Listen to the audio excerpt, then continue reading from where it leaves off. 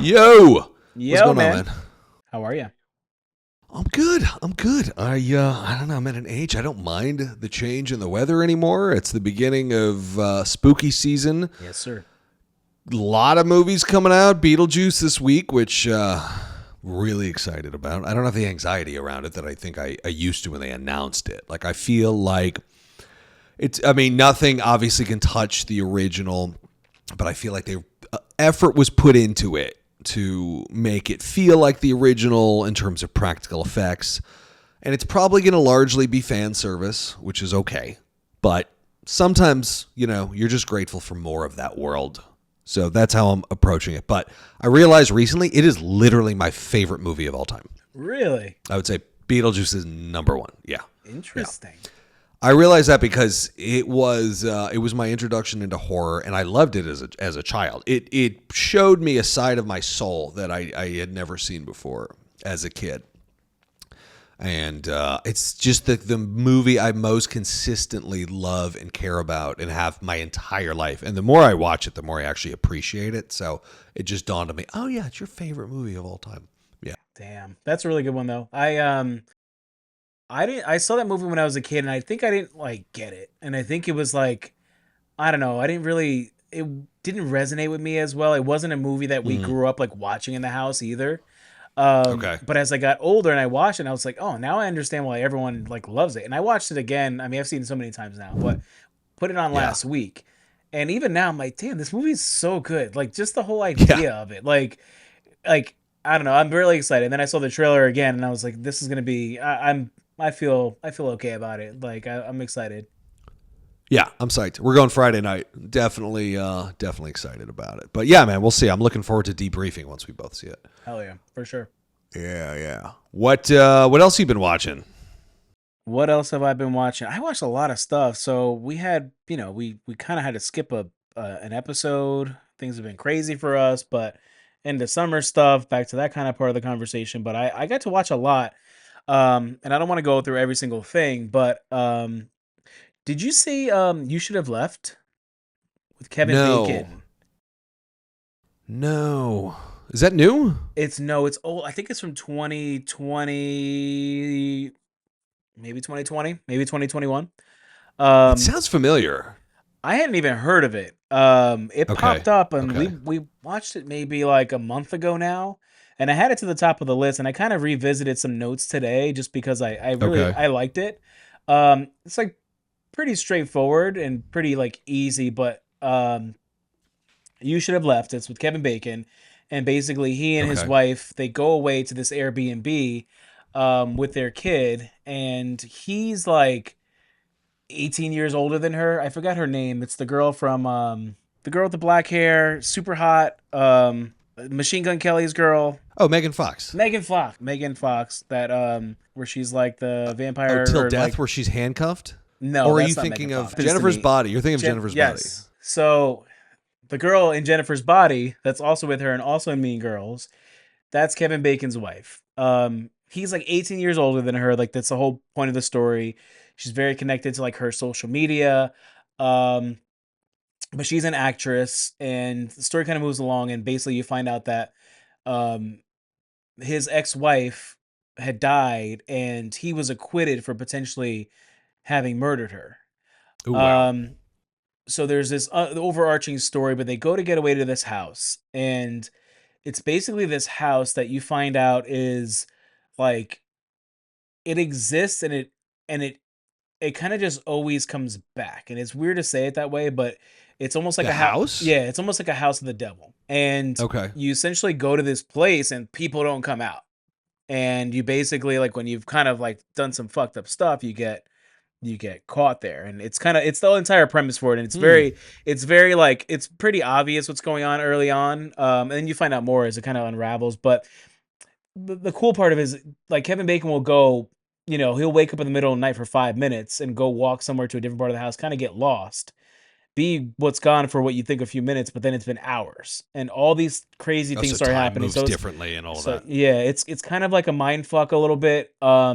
And then I don't know, I enjoyed it. I was when I was kind of refreshing today, I saw some people like just kind of just shitting on it, but I thought it was pretty cool. The idea just behind it was pretty different, and I kind of like those like psychological ones that are kind of like, it becomes this maze that he's going through this house and like doesn't know, what's going on, what's real and what's not, like that kind of thing. Yep. That sounds cool. I like those kind of movies. Psychological quantum horror, they call that. You don't know what the laws of the universe operate in a different sort of way. Pretty scary. Quantum Like, horror. did you ever see? Yeah, it's a subgenre Yeah, of yeah. quantum horror. Did you ever see Vivarium? With, Yes. I think is it Jesse Eisenberg? Jesse Eisenberg, yeah. Yeah, and Imogen Poots. Yeah, that is kind of quantum horror because Yeah. they drive in. They're in like an infinite loop of time and space. Yeah, That's terrifying. I like shit like movie was that. so scary. Yeah, and it was Yeah. slow. I remember I liked it at the time, and I don't. It was just weird too. And I remember like there was like styrofoam like walls and stuff like that as they start trying to like get out in like the houses. Yeah, It was yeah. really weird and just very like sad and scary as shit. I feel like it's somebody who may have gotten married and had kids too soon and like wasn't ready for it. Yeah. He wrote and directed this movie. That it kind of has those like those sort of vibes to it. But yeah, that movie was terrifying. Or married the wrong person. Yeah. Sort of the thing. Oh, 'cause then But, you're stuck with yeah, it. that movie's scary. Yeah, basically like you're in a little vivarium. Yeah, man. What about you? else? Some big movies came out. I saw Blink twice. Fairly recently. Did you get to see that? Oh no, that's the Jason Tatum, right? Jason. Yeah. Yeah, I was gonna say Jason. Oh no, Channing no, Tatum. it's Channing Tatum. I literally just mixed Jason Statham and Channing Tatum in one. Channing Statham. All good. That guy would be a stud. Yeah. Not to make it weird, but yeah. Now I'm thinking of Channing Statham, and my mind is distracted. No. Yeah. It was Zoe Kravitz directed. And overall, I first of all, I think she's like the coolest person ever. Like maybe not ever, but like the coolest person on the face of the earth now. She's just so cool. Yeah. But yeah, this movie was interesting. It's definitely worth seeing. It has a lot going for it. I do think she's a very promising director. And I think, what she's going to do next is going to be awesome. This is definitely a worthwhile watch. It doesn't really become horror until the end, and it's interesting and different. The way it's shot is very jarring. Like there's a lot of people dropping things and a lot of like exclamation marks throughout the shooting, and like you watch it and you keep kind of flinching, and it definitely just keeps you on edge, which is interesting because it's shot in this just absolute gorgeous paradise that's juxtaposed with this really erratic manner of filming. And it also kind of feels like Instagrammable. It does have like an Instagram vibe too. So it's definitely very, very modern in that regard. But yeah, the overall premise is these two young girls are working as a wait staff at this event space. And Channing Tatum is like this multi-billionaire sort of Elon Musk or Zuckerberg character. And that he did something wrong because he's making a public apology. You never find out what. But he's talking about how he's going to go basically be a better person, and he's going to go to his island and think about what he's done and blah, blah, blah. And then he invites a bunch of people to the island, including the two girls who were part of the wait staff. And just very haphazardly, they get on a flight and then they go to some island. They don't even know where they are. We don't know where they are. Beautiful, exotic island. And just for like weeks, all they're doing is hanging around, drinking all day, having like amazing food, and they're all like microdosing and then seemingly taking psilocybin at night. And there seems to be this sort of idea that they're all there to heal, even though they're drinking at night. Like when you're trying to heal, you're like not supposed to be drinking if you're taking like hallucinogens or psychedelics or anything. But they're taking these like mysterious hallucinogens all night, and everything seems to be great. But then you just can tell that there's something very off. And of course, you get to the third act, and a very dark, sinister secret is uncovered. And it was good. It was definitely really good and very worthwhile to watch. And it becomes straight horror in the last third. I started to sort of fall off interest-wise up until the last third, and then the last third really, really pulled it together. And I just realized, like, all right, this movie has some heft to it. And I think she just intentionally tried to not bore the audience, because I wasn't bored. It wasn't boring.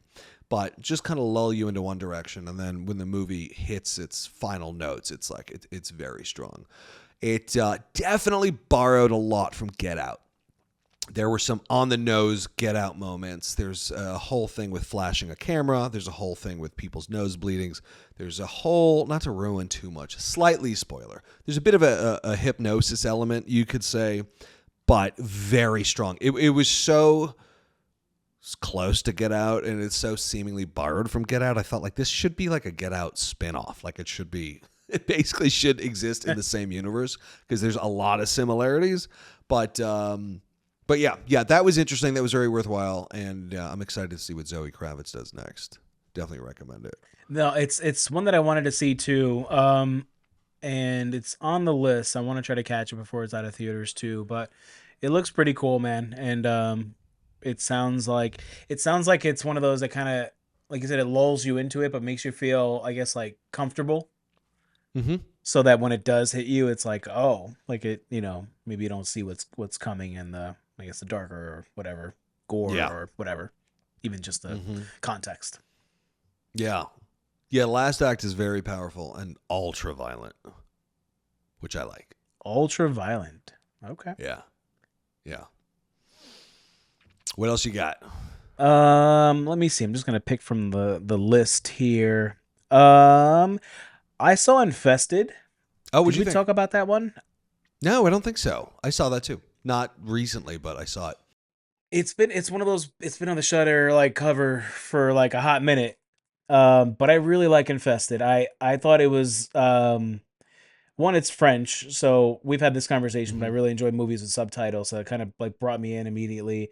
And the main character, Caleb, is just like the coolest and nicest guy in the world. Like they did such a good job, and I don't know how much you remember of it, but like he's so likable and he's so genuine. And I don't know, there's just like, even if you remember, like he's like, oh, like I don't swear. Like there's a whole like common theme throughout that he doesn't swear. And he just, he's just a good dude, and he's trying to just do his thing. He gets yelled at by the store clerk at first when he first gets the spider, because he thinks he's like selling some other stuff, and he's like, no, like I stopped doing that. I sell sneakers now.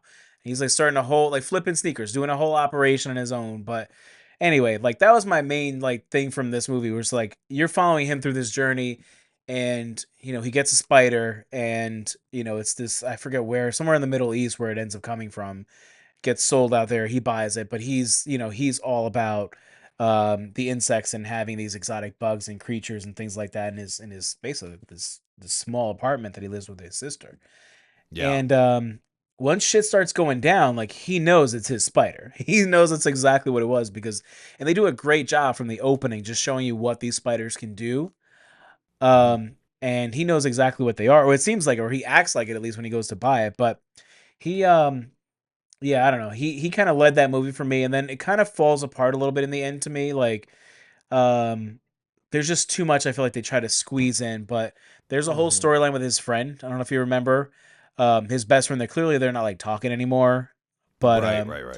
yeah, they were gonna start a whole like business together and all these things, and it comes out later on when you find that out. Like it was, clearly something happened, but yeah, really good movie. I thought like for a movie like that, especially if you have like an arachnophobia, like Infested's just like, I don't know. It was a really fun like ride, and I just wasn't sure where they're gonna go with it. And also talked about this too, like it all takes place in one. It's basically in one building, in the apartment complex. one and location. they're all stuck in there. So really, really enjoyed that. Yeah, that director is now doing one of the next Evil Deads. Sebastian Valacek, I think is his name. Oh really? Oh, I remember we talked about Yeah. him on the Howl, so I didn't realize. Yeah, that's him. I had a pet tarantula as a kid. Did I ever tell you my tarantula story? Maybe tell me. Okay, so I had a tarantula as a kid. I was about 16. And tarantulas, you can only feed them like live bugs. So I had a tarantula and I would feed it crickets. And you have to raise the crickets also, which like is gross and a real pain in the ass. And every night you feel like you're fucking camping because they're just chirping all night long. But anyway, so would feed it crickets, and it was fun to watch. You put a cricket in there, and then you'd see the tarantula like creep up behind him, and then it would just grab it, and you'd see its mandibles like sink in like two knives, like it was, and then it would just basically suck all of the just like crickets, guts, and brains out. It was rough stuff. The spider's name was Hannibal, and I had him for a few months, and then 9/11 happened, and I was in New York because I grew up in New York.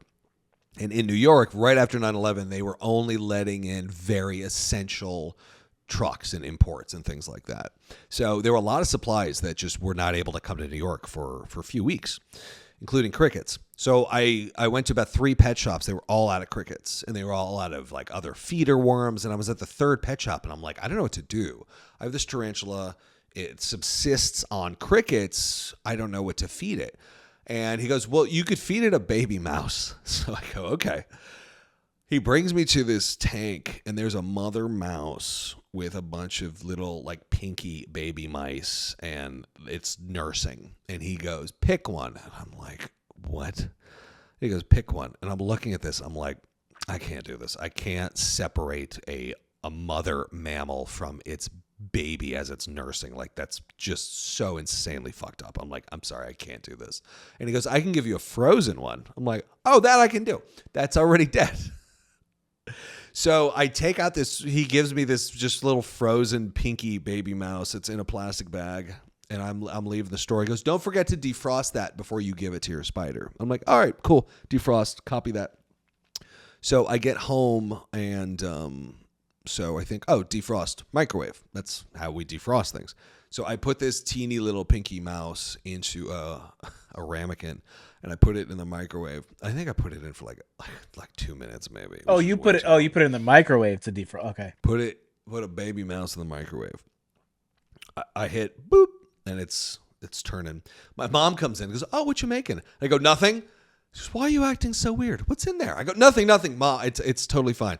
And then I hear, the thing had exploded in the microwave. And I just went, oh, no. And my mom's like, what's wrong? I'm like, you just, no questions. I really just need you to leave the kitchen right now. So the thing had exploded. I fed the remains to the spider. It didn't eat them, though. So, yeah, that's my experience having a spider. A tarantula as a pet.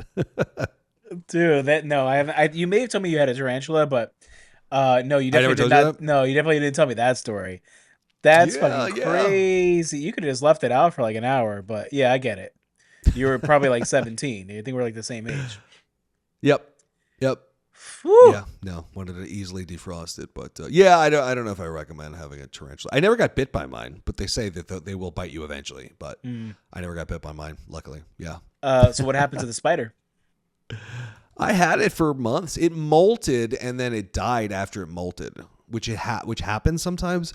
So when it molts, it sheds its exoskeleton. So you look in the tank, and it looks like there's 2 tarantulas. Yeah. It's like a replica of itself, which is kind of cool. But sometimes after they molt, they die.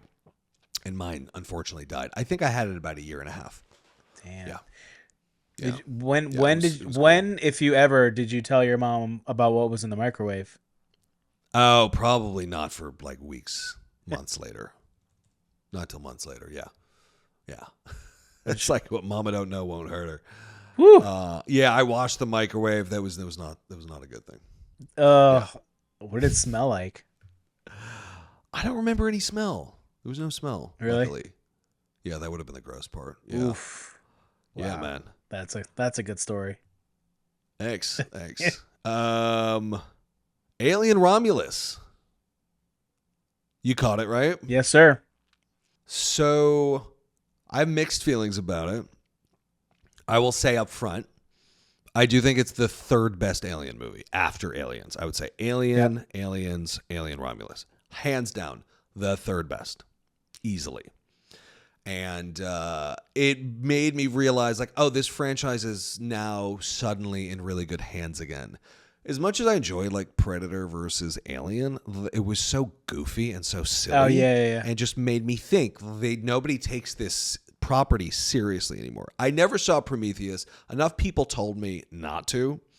I feel like I probably should, but I had very little interest in it. I feel like I need to though. But that being said, I thought that this was really solid, and at first, I was kind of annoyed at how simple the plot was, and it's basically the same plot as Don't Breathe. It's like there's a bunch of kids, and they have to break into something, and they need to get something from Ah, the inside, yeah, and it's like, okay, we've done this before with Fede Alvarez.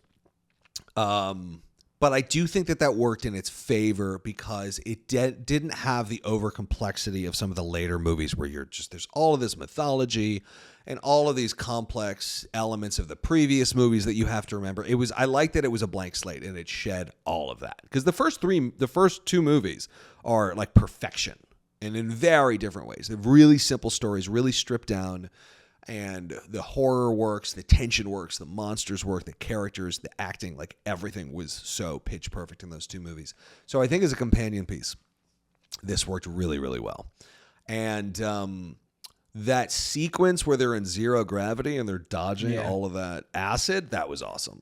Like yep, that was fun. That was really fun. We'd not seen that before, so I liked that it had some interesting set pieces. I was a little disappointed in the xenomorph designs in how they look exactly like a lot of the other movies. And usually you kind of want to see a new one, a different species, a different iteration. I feel like there was nothing different. The only thing that was different was we've never seen that many face huggers at once. But usually we get some different or variations on the xenomorph species, and there was none of that here. But well, whatever. we had that You can't have last everything. the last one. I don't know if that's, Covenant. yeah, no, the last alien, the man, like the hybrid thing. Oh yeah, you're right. I take that back. That's Then the you're right. We had only. not seen that before. I thought that was fucking awesome. But That was a nice little cherry on top of that whole Sunday because I thought the movie yeah, was over, and then I was like, oh shit, yeah, because I was waiting in the beginning when we find out somebody's pregnant. My mind starts going, and you're like, oh, pregnant. What happens if you get a chest burster and you're are they gonna? I knew they weren't gonna go there, yeah, yeah. but I knew that they were somehow gonna have to capitalize on the idea of a pregnant woman.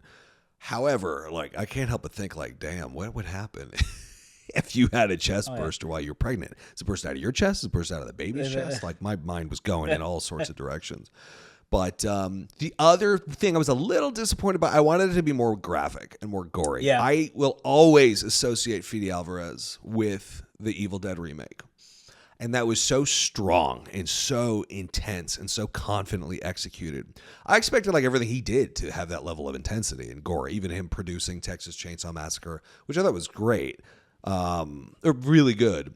But it wasn't as gory as I, wanted. I definitely have a bloodlust that he more than fulfilled with that Evil Dead. But I think that that was just the energy of that, new franchise. But I would love to see that level of intensity and gore and viscera in an Aliens movie, and I didn't get that here. But I'm sure the studio's tied his hands for the longest time because the next, like, I think that this movie was in limbo a lot, or the next version was definitely in limbo because Neil Blomkamp for the longest time was supposed to do an Alien movie, and apparently I've read that he had a script for his version of an Alien movie that the studios loved. James Cameron read it and loved it.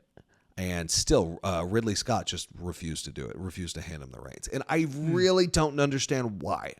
I probably should research that a little bit more. But I would love to see what Neil Blomkamp would do with Alien. So hopefully, he'll show up next.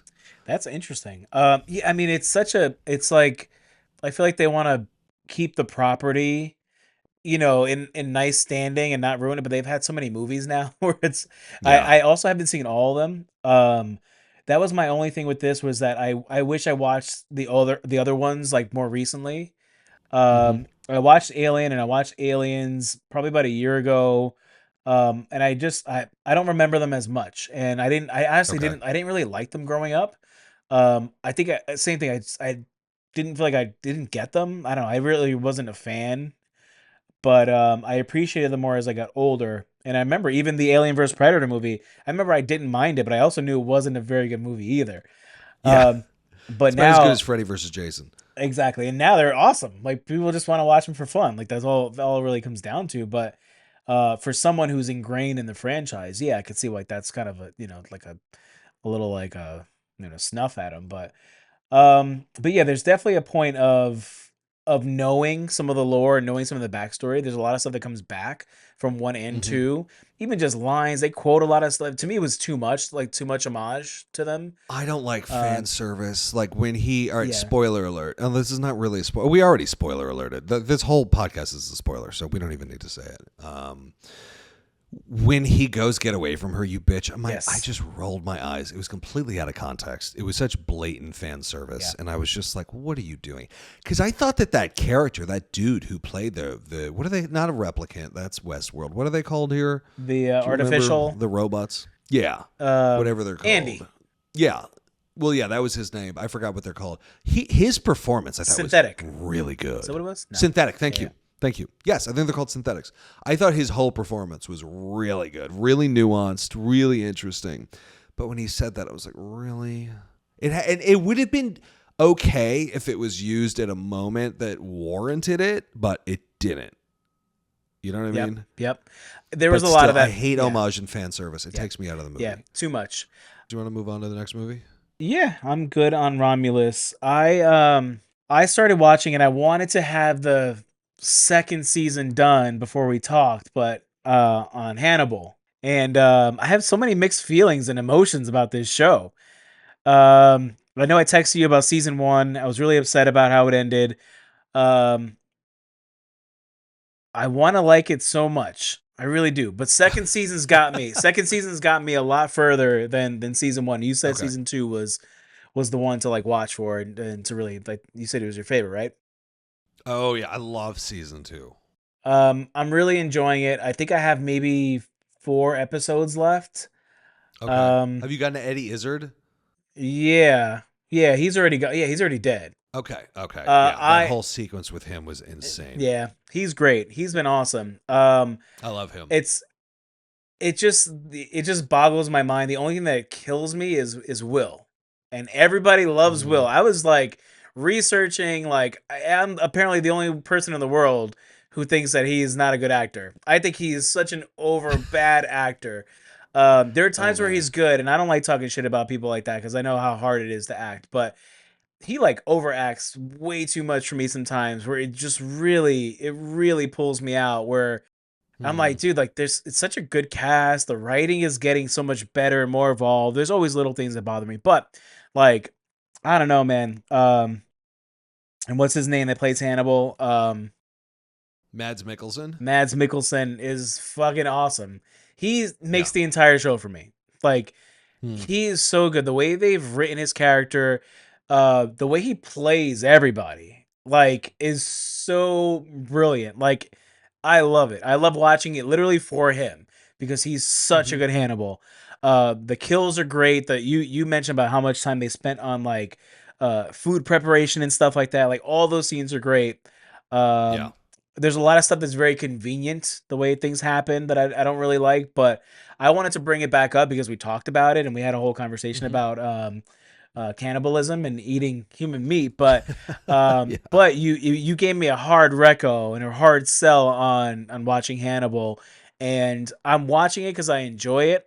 Um, it's like very easy for me to watch too.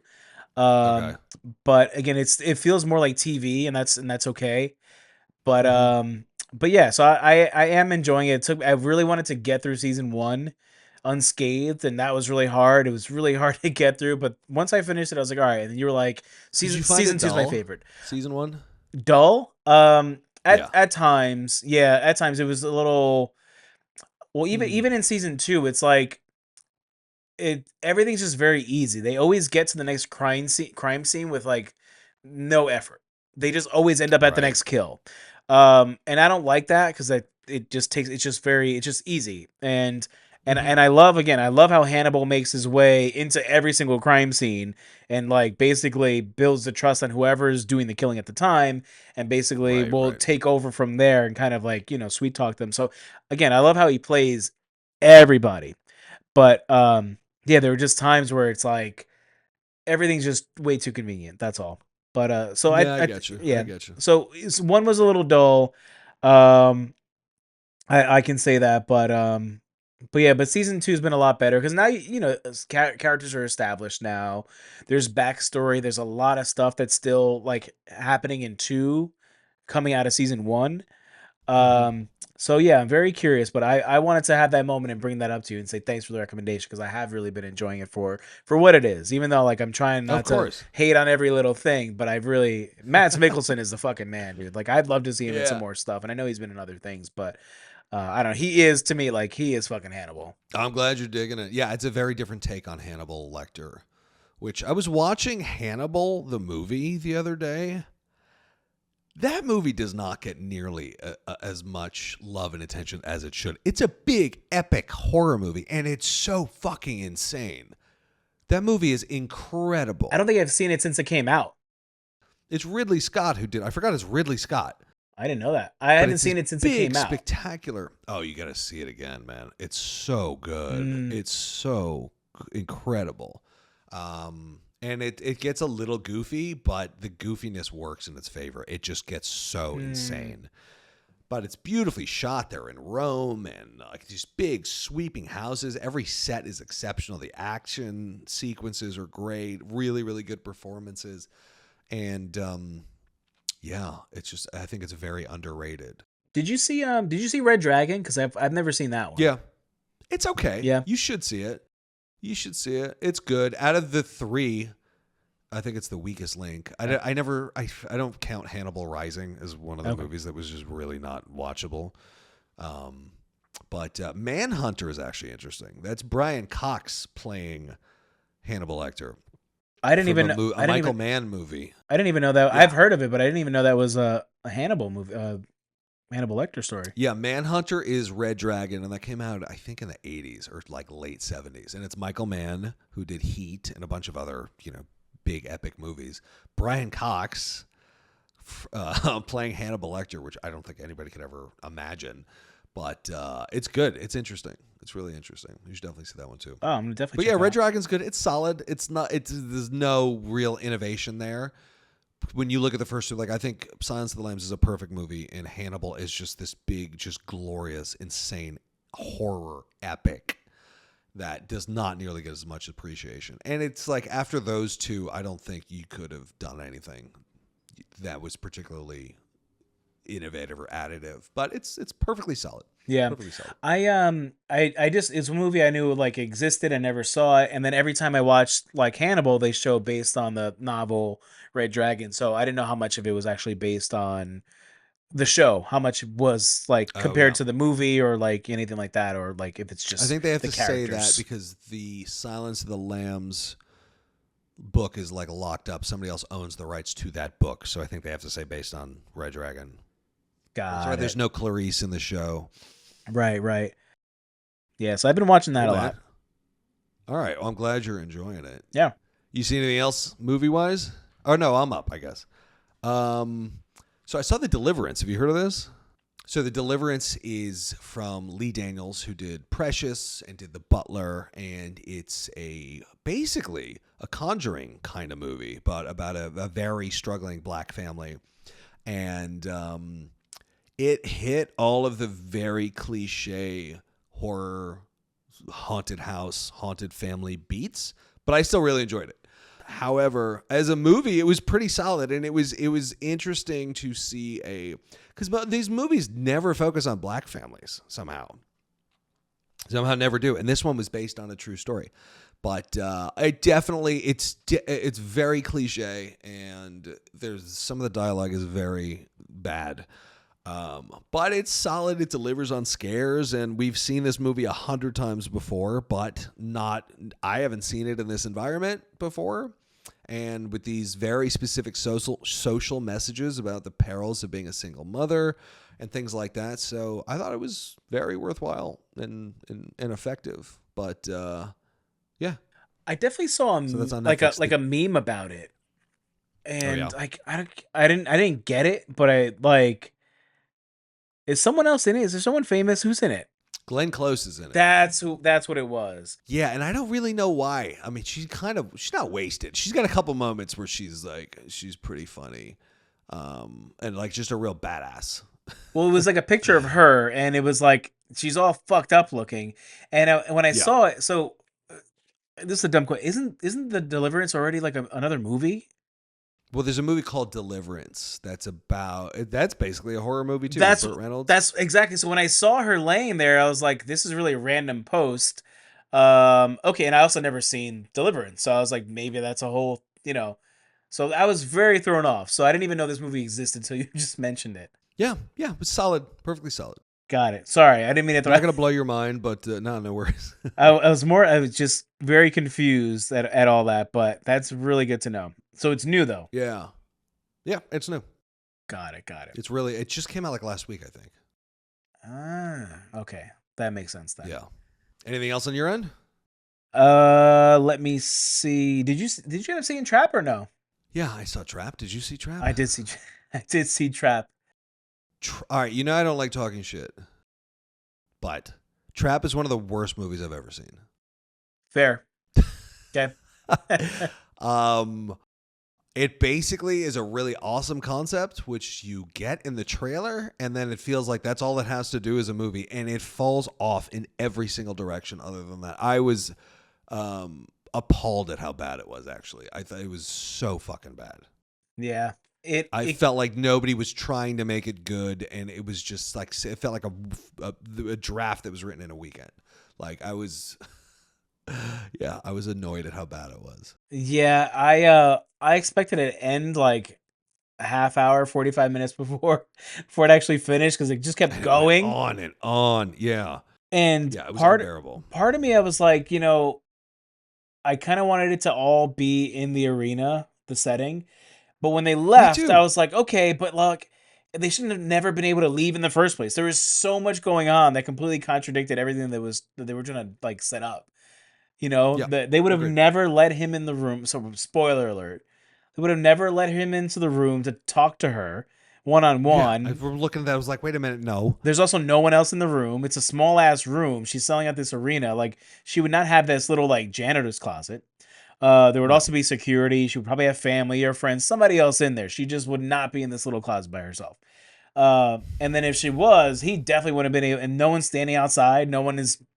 It was they left there way too easily, and they had to walk Nobody past the fact-checked cops. that shit. She could have definitely Yeah. done so much more. It got so out of hand. But yeah, so I wasn't sure if you had seen it, 'cause I know that was one of the ones we wanted to catch. But yeah, man, not really one to talk too much more about, I guess. I think it's the worst movie of the year. Damn, Yeah. poor Josh It Hartnett, just felt. man. I just get annoyed when you have a budget like that and you have actors like that, and the whole thing is just so half baked and underwritten.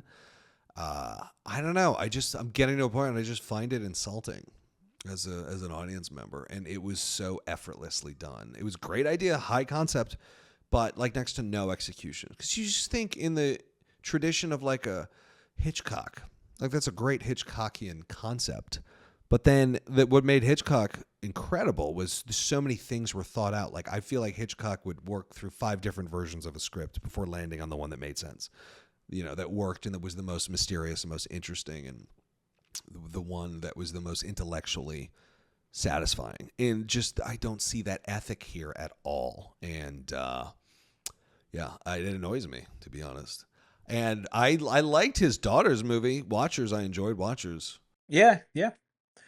Yeah, and I forgot. Yeah, I forgot that was even his movie too. Damn, actually, now that you say that, it just reminded me of how even more like of a shortcoming that was. Mm-hmm. Yeah.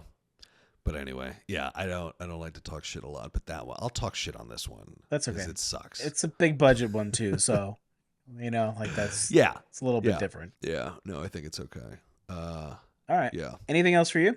Yeah, man. How about you? I did see Cuckoo. Oh, right. So we talked about that a little bit. I wish it had a bigger release. I thought it was very cool. I think that there's just because the trailer I think does a good job of not giving you too much, except for just knowing that it's like this girl who ends up with a different family and like things are fucking weird. Right? Like it happens all the time. But the idea is really cool behind it. I don't want to spoil anything because I also don't remember seeing much of it in any of the trailers, Okay. but I think it's pretty cool. And I think it goes a little off the deep end, and then I think it gets really once you kind of put together what's going on. But but I thought it was different. I thought it was a very different kind of movie. It's got some like creepy parts that kind of hit you.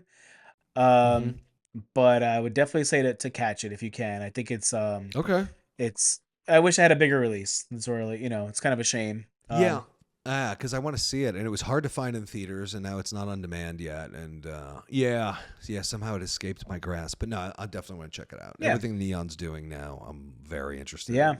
I don't have much more to say other than that. It's very, very loose for me, but Okay. I I know we enjoy. can't talk about it since I haven't seen it, Yeah, and we don't want to spoiler it. But yeah, probably next month we'll check in on that for yeah. sure. Cool. All right, so let's do the Howl. Let's do some news updates. I went a little short this month. I only picked about 5.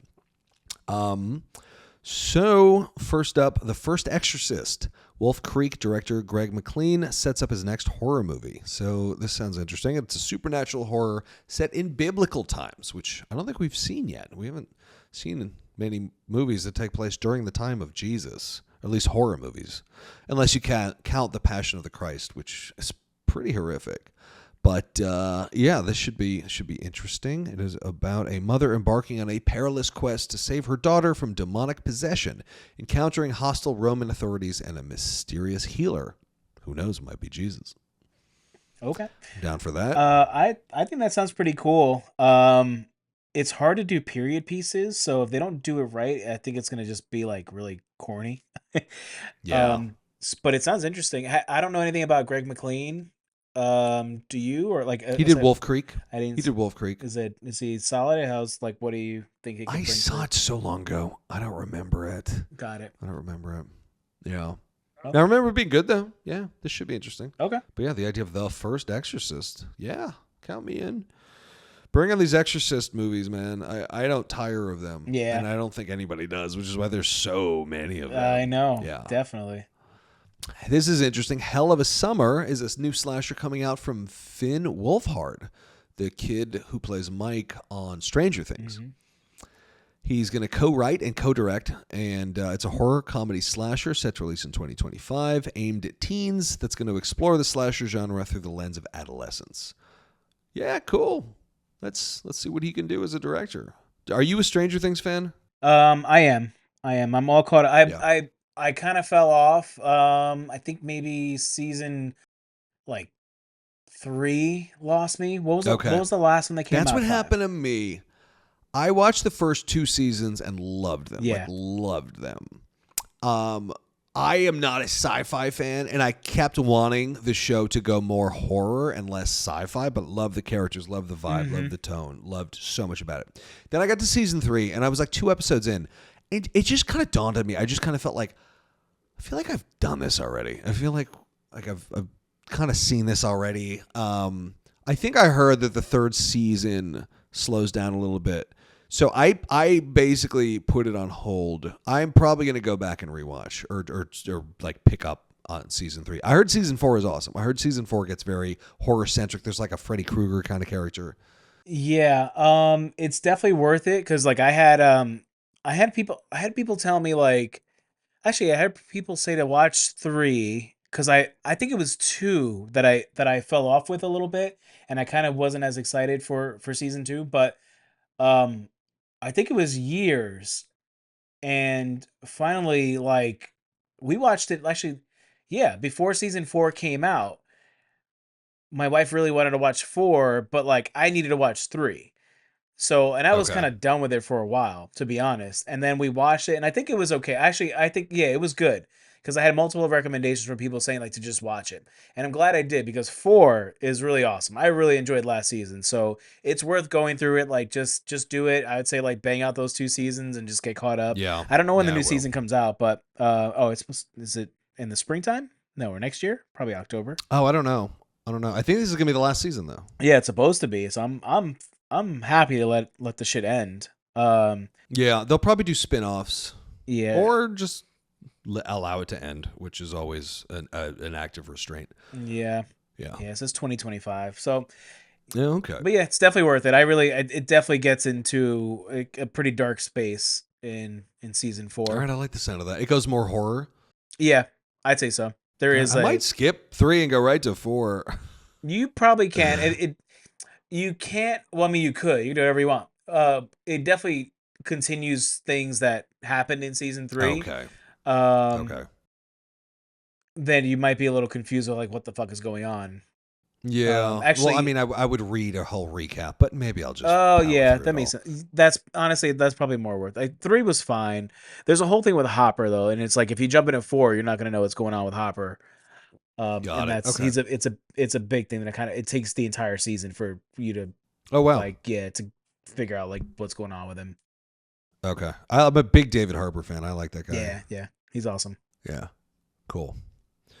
All right. Killer Cakes. Prime Video orders Blumhouse 2-part competition baking special.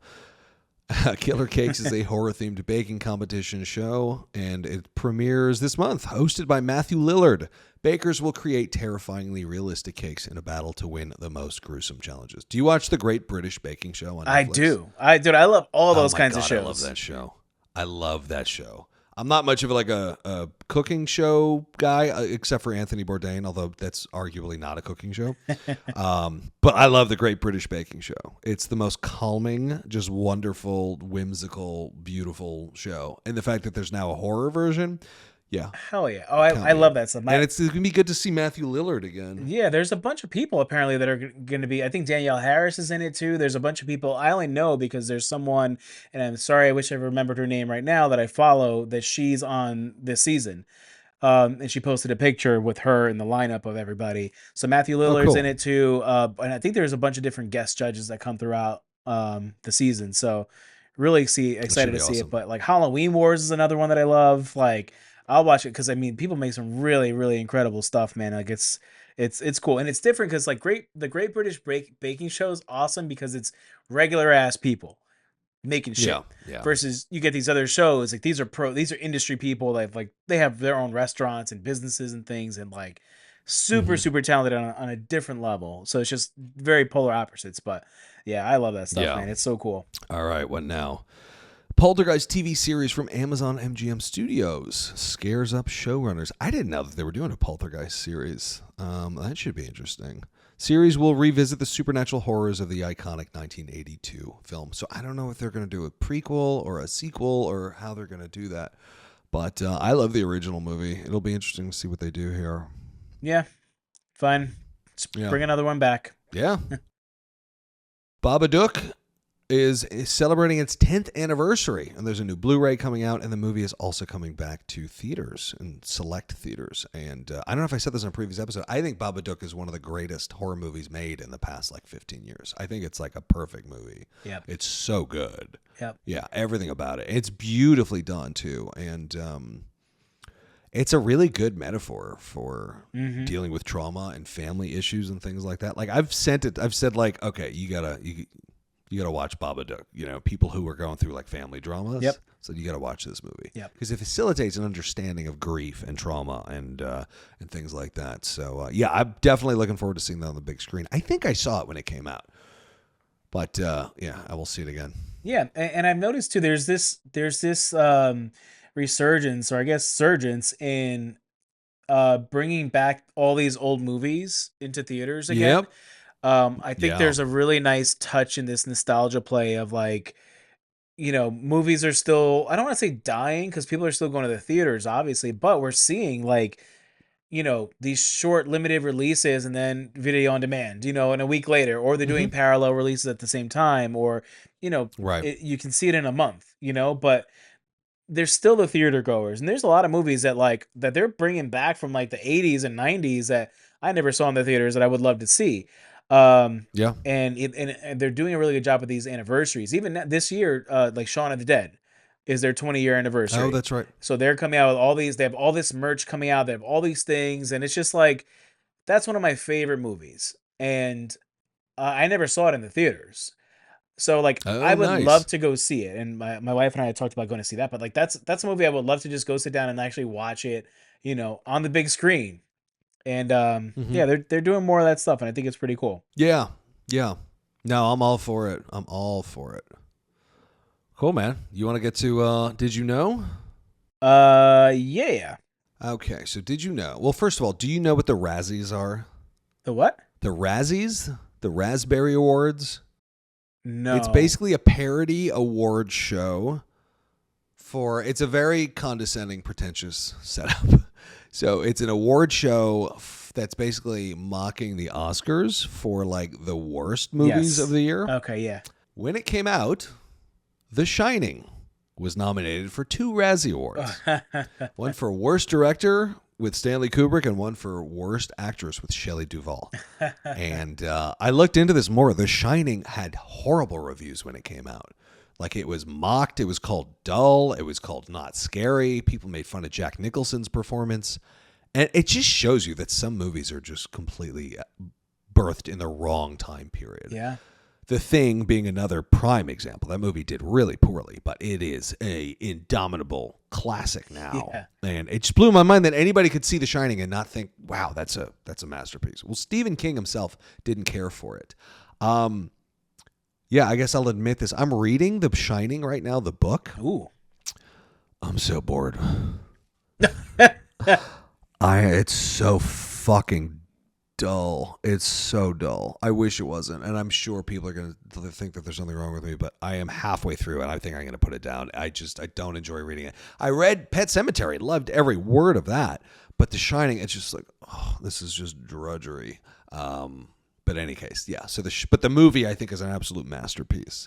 But yeah, that was nominated for 2 Razzie Awards. That's so funny. No, I didn't know that. And now that you mentioned what the Razzies were, yeah, I definitely heard of them. And it's funny. I don't know. I think Shelley Duvall, I think she was terrible in that. I really You like. do? Yeah. Well, you know she was having a real nervous breakdown because Kubrick like abused her. Yeah. On that movie. No, I get that. Yeah. I get that. So I'll stand with the nomination though for the Razzie. But but yeah, no, I mean it is a beautiful movie and I know, and I've heard the same thing, that I know Stephen King wasn't a fan of it. It's very different. The TV adaptation is really good if you haven't seen it, and from my understanding, Oh yeah, the one that Mick Garris did. yes, and he that series apparently follows way more of the book than the movie does. Yeah. I mean, maybe I'm just in a boring part of the book. Maybe I should just power through it. But past few times reading it, I'm like, oh, this is just dull. And it might be because I just know the movie so well and I know the story so well. But anyway, but yeah, I've always been curious about checking out that Mick Garris. That's interesting though. I mean, it's hard. I've never read a Stephen King book. I think I've tried, and it's just I can't get through them. But I went back and I read William Peter Blatty's Exorcist. After how is that? I haven't. It's great. After I've watched the movie a million times, it's Yeah. like the movie follows the story like to a T. And of course, there's little things that are like extra, Mhm. but it's I read the book and I felt like I was watching the movie. Like I was able to visualize Wow. like everything. I don't remember what the little things are that they've added in, but for the most part, man, like I'd say it's like 80-90% like accurate to what the movie like represented. And I had such a good time reading it because reading it was so much different than just watching it. Yeah. Probably what you were trying to go for with The Shining there, but I guess, but something didn't work. Yeah, for me. So did you know 6 years before Robert Englund became Freddy Krueger, he actually worked one day on the Halloween 1978 set? What? I did not know that. Yeah, he apparently was coaxed to go in and working and volunteering for a day to help spread leaves around the town to help make it look like it was fall. Wow. There's nothing else beyond this story other than the fact that he worked on Halloween, the original, back in 1978. Wow, I had no idea. What I thought you were going to tell me is that he was in a Tobe Hooper movie called Eaten Alive before he was Freddy Krueger, which he was.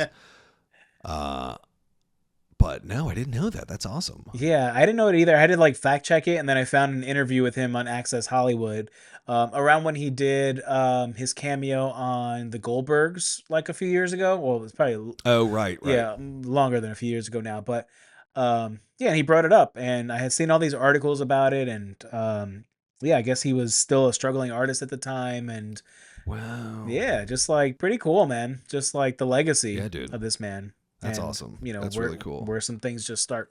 Yeah. Cool. Well, awesome, brother. I think that takes us to the end. Yes, sir. Well, I appreciate it as always. I'm glad this is working out. Sorry you can't see me right now, but All good, man. All good. All right, brother. Till next time. all right, man. All right. Peace.